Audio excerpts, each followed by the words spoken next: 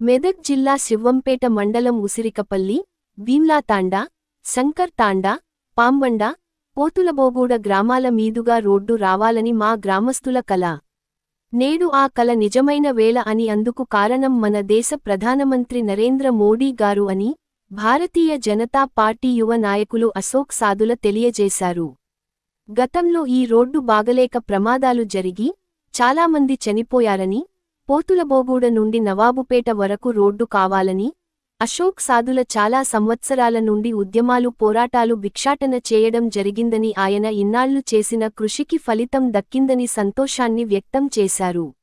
గోపి గారు అలాగే నల్ల రవిగౌడ్ గారి ఆధ్వర్యంలో మేము ఈ రోడ్డు గురించి చాలా ధర్నాలు, రాస్తా రోకోలు, ఉద్యమాలు, ఆఖరికి వస్తే కాలినడక ఇట్లా నడకయాత్ర ఇట్లా వేయడం జరిగింది.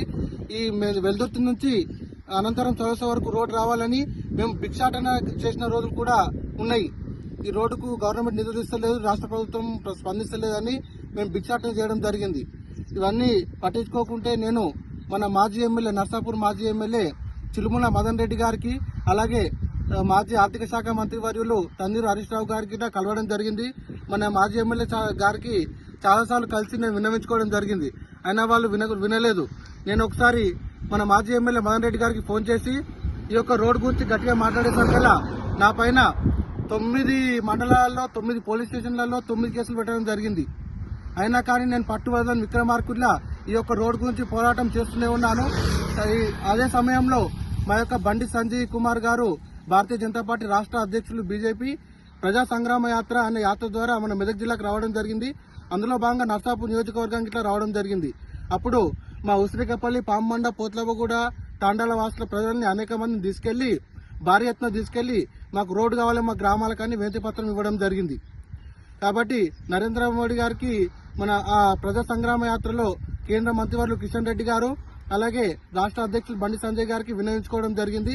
వాళ్ళు వెంటనే స్పందించి నరేంద్ర మోడీ గారి దగ్గర నుంచి ఈ యొక్క సెంట్రల్ రోడ్ ఫండ్ నుంచి ఈ యొక్క బీటీ రోడ్కి నిధులు మంజూరు చేయడం జరిగింది. అయినా అప్పుడు మన 10 సంవత్సరాలు టీఆర్ఎస్ గవర్నమెంట్ ఉండే.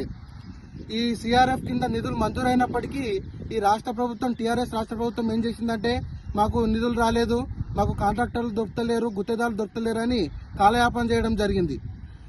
అదే సమయంలో మేము బీఆర్ఎస్ గవర్నమెంట్కు తగిన బుద్ధి చెప్పి బీఆర్ఎస్ ఓటేయడం జరిగింది గ్రామ ప్రజలు అందరూ. అలాగే ఇప్పుడు నూతనంగా కాంగ్రెస్ ప్రభుత్వం ఏర్పడ్డది. కాంగ్రెస్ ప్రభుత్వం ఏర్పడి నూతనంగా పనులు స్టార్ట్ చేయించింది, చకచక హడావిడి చేసింది. స్టార్ట్ చేసిన పనులను మధ్యలోనే వదిలేయడం జరిగింది. ఈ యొక్క రోడ్డు పైన చూస్తే పదుల సంఖ్యలో ప్రమాదాలు జరిగి 15-20 మంది చనిపోవడం జరిగింది. మొన్ననే మా భీమ్లాతాండా వాసులు ఒకే కుటుంబానికి చెందిన 8 మంది వ్యక్తులు ఇక్కడ మన దగ్గర పోటాడి చనిపోవడం జరిగింది. అయినా కానీ ప్రభుత్వాలు స్పందించగా కేంద్ర ప్రభుత్వం నిధులు ఇచ్చినప్పటికీ ఈ యొక్క రోడ్డు మీరు వేయకుండా ప్రజల పనులు చేయడం జరిగింది. ఈ యొక్క కాంగ్రెస్ ప్రభుత్వం వచ్చి స్టార్ట్ చేసింది కానీ పనులన్నీ మధ్యలోనే వదిలేయడం జరిగింది. అందుకు మన అదృష్టం ఏంటంటే ఈ పనులు ఆగిన